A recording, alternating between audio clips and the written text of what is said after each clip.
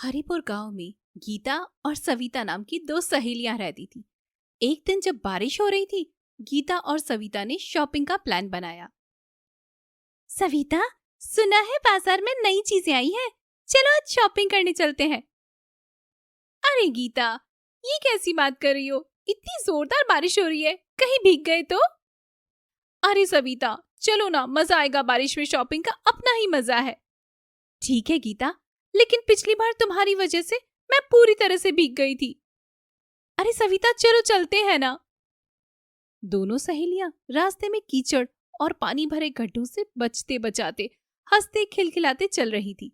बाजार पहुंचते ही गीता की नजर एक दुकान पर पड़ी, जहां रंग बिरंगियां चूड़ियां बिक रही थी।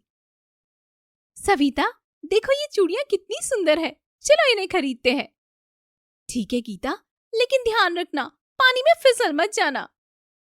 अरे सविता, मैं कोई बच्ची थोड़ा ना हूँ जो फिसल जाऊंगी। गीता चूड़ियां देखने लगी और सविता एक दूसरी दुकान पर कपड़े देखने चली गई। तभी अचानक एक जोरदार हवा का झोंका आया और गीता की छतरी उड़ गई। अरे अरे मेरी छतरी, अरे मेरी छतरी, कोई पकड़ो मेरी छतरी को, मेरी छतरी उड़ गई। सभी लोग हंसने लगे।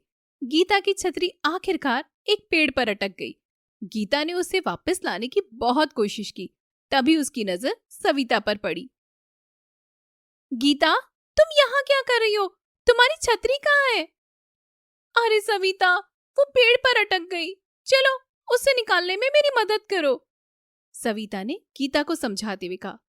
छोड़ो ना गीता, नई छतरी ले लेते हैं, तुम तो ऐसे ही परेशान हो जाती हो। ठीक है सविता, लेकिन नई छतरी तुम्हें ही खरीदनी पड़ेगी। चलो ठीक है, पहले कुछ खाने चलते हैं, मुझे बहुत भूख लगी है। दोनों सहेलियां एक चाट की दुकान पर गई। भैया, 2 प्लेट पाव भाजी देना, और हाँ भैया, थोड़ा सा स्पाइसी बनाना। गीता और सविता पाव भाजी खाने लगी। तभी बारिश और तेज हो गई। अचानक एक गाड़ी के निकलने से सड़क का पानी उड़ता हुआ सीधे गीता की प्लेट पर गिरा और पाव भाजी पूरी की पूरी बर्बाद हो गई।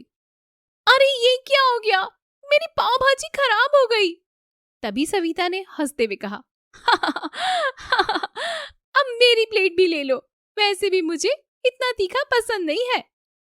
अरे सविता, तुम्हें तो हमेशा बहाना चाहिए मेरी चीजें चुराने का। अरे गीता, तुम ही खा लो, वैसे भी तुमने आज बहुत मेहनत की है। दोनों हंसते हंसते पाव भाजी खा रही थी कि तभी गीता की नजर एक जूते की दुकान पर पड़ी। सविता, मुझे नए जूते लेने हैं। ठीक है गीता, लेकिन ध्यान रखना, फिर से कोई छतरी न उड़ जाए। दोनों जूते की दुकान पर गई। वहां के मालिक ने मुस्कुराते हुए पूछा, क्या चाहिए बहन जी? भैया, एक अच्छे और सस्ते जूते दिखाइए। मालिक ने कुछ जूते दिखाए और गीता ने एक जोड़ी पसंद कर ली। उसने जूते पहनकर देखा और कहा, ये तो बहुत अच्छे हैं। और ये कितने के हैं भैया? सिर्फ 500 रुपए। गीता ने पैसे निकाल कर दिए और खुशी खुशी नए जूते पहनकर बाहर निकली। लेकिन जैसे ही बाहर निकली, एक बड़ा गड्ढा उसकी राह में था और वह सीधे उसमें गिर गई। अरे अरे गीता, तुम ठीक तो हो ना?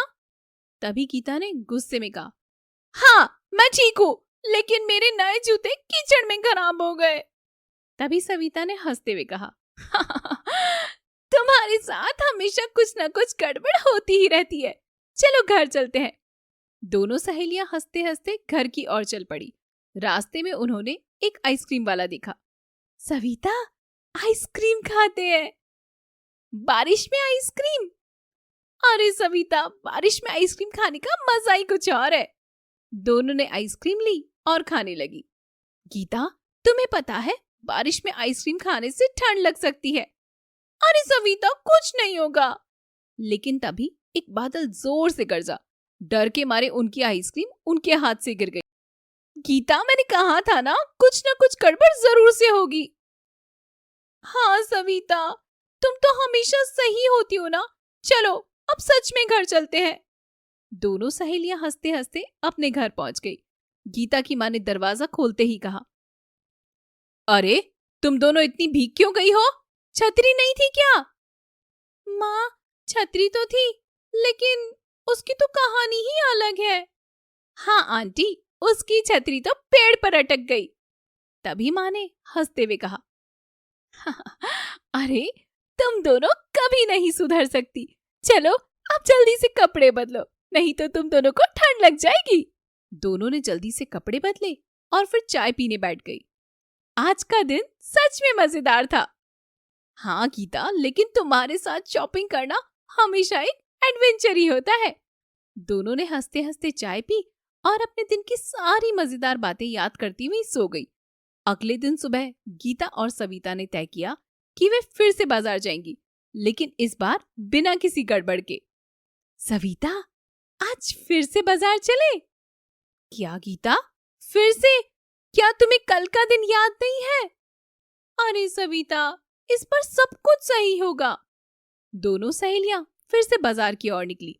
रास्ते में वे उन सब जगहों को देखकर हंस पड़ी जहां कल गड़बड़ हुई थी।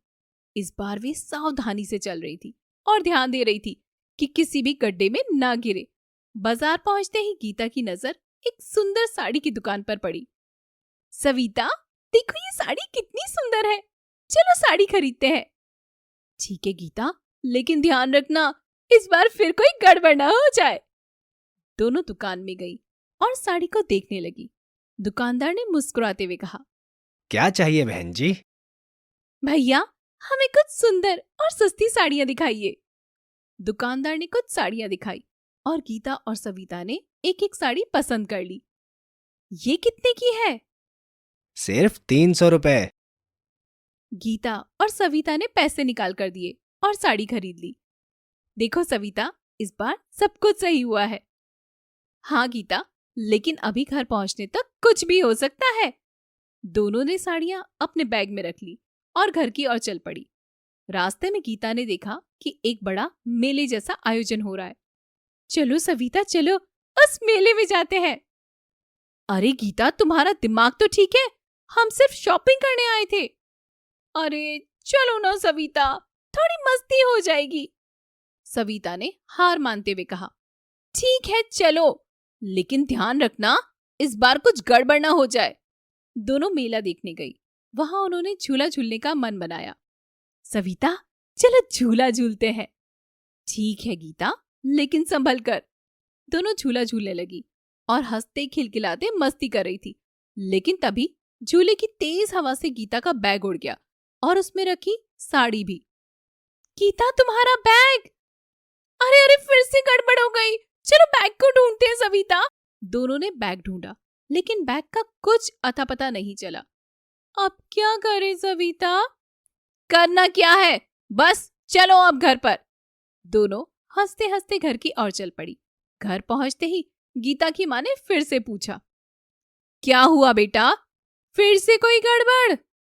तभी गीता ने मुस्कुराते हुए कहा, हाँ माँ, इस बार भी कुछ ना कुछ हो ही गया, लेकिन इस बार हमने खूब मस्ती की। तभी माँ ने हंसते हुए कहा, तुम दोनों कभी नहीं सुधरोगी, चलो जल्दी से अंदर आओ और आराम करो।